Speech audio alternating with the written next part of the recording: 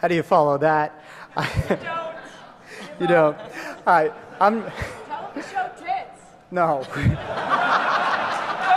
on! This is a majority I've got the women most panel. awesome, mostly female panel ever in the history of DEF CON. We had to have one man on it, or they wouldn't let us have it. So complain to DEF CON at the lack of tits. All right. So I'm happy to be the lack of tits here. My name is Jay Leiderman, and I am a trial attorney. I practically live in court, and I do all manner of cases. And when I saw what was kind of going on politically, when I started following the news accounts, started getting on Twitter, I said exactly the same thing that Grania said. I said, holy shit, someone's going to need a lawyer here, and someone's not going to be able to pay for it. So I took out my Twitter account, and I tweeted at my 17 followers, and I told them, hey, look, any hacktivist busted in my hood, righteous hacktivist busted in my hood, I will represent. So thankfully, one of my 17 followers was able to say, look, that's not how you do it, you know, rewrote the tweets for me, sent it back, and I sent them out, and actually they seemed to make the rounds, and I had a whole lot of replies and a whole lot of emails, including one the next morning from that gentleman, Commander X. He was subsequently indicted for, of all things, a very small DDoS on the county of Santa Cruz in retaliation, supposedly, for protests over homelessness there, bad homeless laws.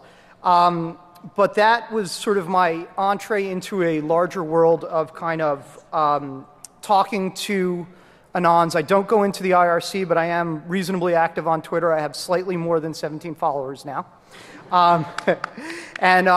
You know, I sort of got adopted by a number of Anons as their attorney. Now, I'm not quite sure in my mind that I'm their attorney, but I'm sure they're sure in their mind that I'm their attorney. I don't recall anyone having ever paid me, but that's all right. We do this because it's interesting to us, because political, and because we think it's important.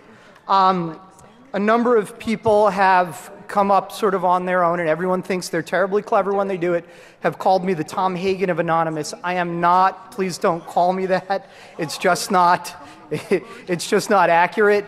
But I do tend to have a good deal of attorney-client-like relationships with Anons, and I'm not trying to excuse their behavior. I'm not trying to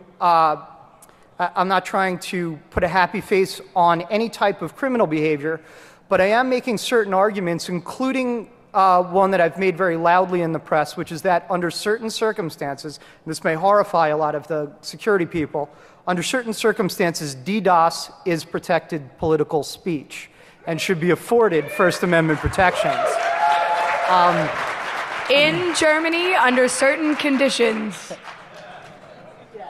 So, as you heard from, or maybe you didn't hear from Amber, Commander X was nice enough to flee the jurisdiction during the middle of our prosecution. So I never did get a chance to flesh out that argument. If one of you guys wants to do a political DDoS attack, let me know, and we'll advance it. We can always use a good test case.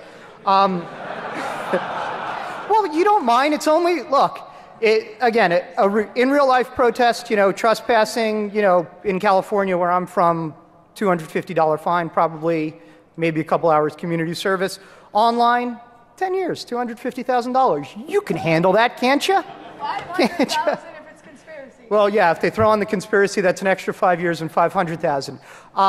But I really do want this crowd to conceive of the notion that DDoS may be more than just an annoying little thing that ultimately serves nothing. It may be a valid form of protest.